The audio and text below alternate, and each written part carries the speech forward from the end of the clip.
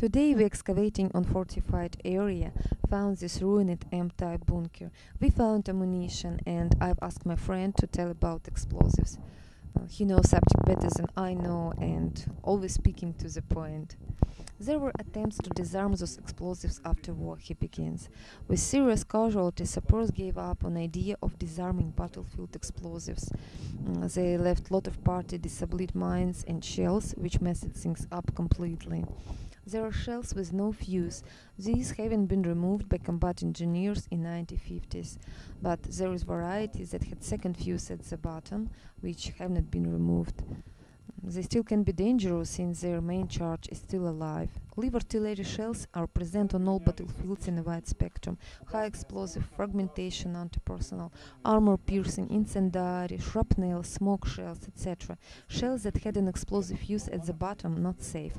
Also dangerous are those shells that were fired through a tank or artillery barrel and didn't explode. They can be recognized by rifle marks on the projectile. Shells of solid type are safe. The same about mortar mines. During World War II were produced hundreds of millions of mines.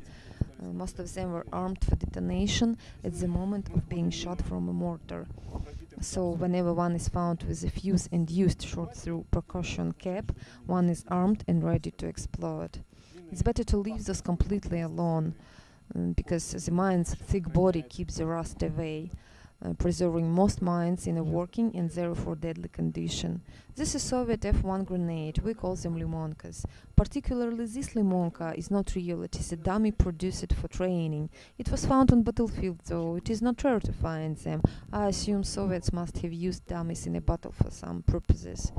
If we're talking about real grenades, then F1 is tough. As many defensive grenades, limonka works over a distance of 100 meters. A defensive grenade's radius of death must not exceed the distance a soldier can throw. Before taking a hand grenade in hands, we make sure there is still ring or launch pin binding the fuse. If not, then such a grenade is very dangerous. The same rule of safety applies to other Soviet grenades, such as RGD-33 and RG-42. Also to anti-tank grenades, RPG-40. Often grenades can be found in cluster tied together with wire. Those were used against tanks. This is RGD-33 Soviet grenade. It can be found with or without shirt. In case with this grenade, precaution measures are following. First is to make sure fuse is not inside. Usually soldier carried the fuse separately and installed it in a bottle. Such grenades were designed to explode in 4 seconds after removing a launch pin and turning a holder. If it's found with leaf fuse and no launch pin, then moving around such grenade can be not safe. Soviet explosives more predictable, because their detonators didn't contain a secret exit, as in case with foreign fast explosives, such as German M24 grenades that we call kalatushka, which mean musher. Those grenades known for their picric acid hazard. This is the main concern because picric acid and ferro-oxide produce a chemical reaction. This creates a new element that we call picrids, which is dangerous but unpredictable. Such a grenade can explode just by dropping, hitting with shovel, etc. There is a lot of tricks about explosives and we must know them all. For instance, picric acid mushers were marked by black number 5 on its body. That can be readable only when grenade is cleaned. Second grenade is M39, we call them egg. Both egg and the musher had a rope which needed to be pulled for them to explode. Some German grenades work with a bit longer delay than Soviets. 4, 6, even 7 seconds. If a soldier succeeded in catching grenade, they could throw them back.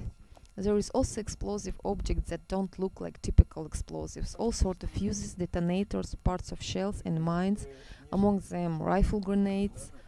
They were made to shoot from regular carbine rifle, which had a special muzzle like this from M98 carbine. This muzzle was designed for Bergmann grenade that was shot with blank cartridge. Soviets used Yakova grenades for shooting with carbines. That worked by similar principle. Some explosives work over a distance of tens of meters. Others present danger for all people on a distance of hundreds of meters. It is why we excavate with the same group, where everyone knows that there is no one among us who will put their own life and lives of others in danger. Military archaeology is a great and exciting hobby for those who have heads on their shoulders. And we pursue this hobby for many years without single accident. And we all alive and well, and we hope to stay well.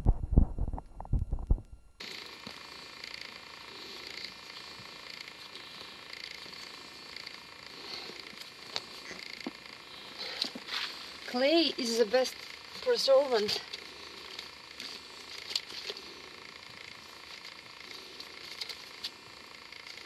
It was layered like this.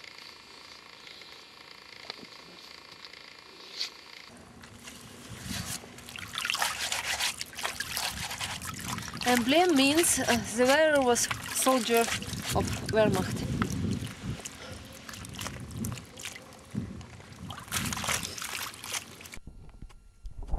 Digging in the trenches is a hard work.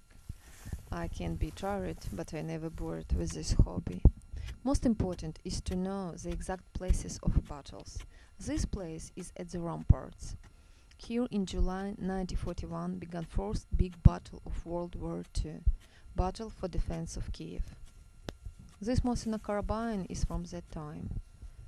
Soldiers called it Trochlineyka. This carabine was favorite at Soviet soldiers.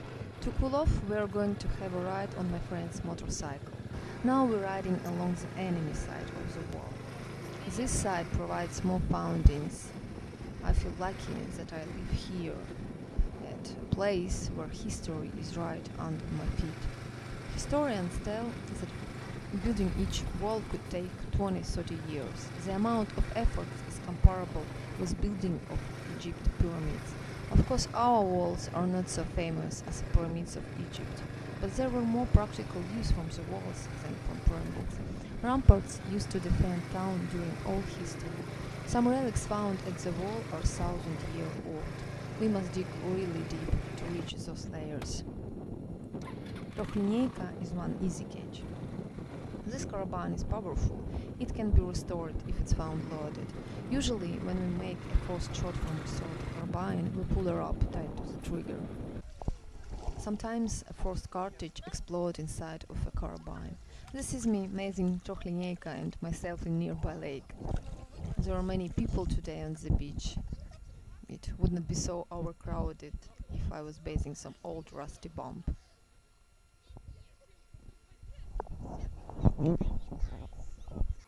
My workshop. I restore here my findings. Now cleaning newfound bayonet from Mauser. It looked good after so many years of resting in soil. This is good quality steel.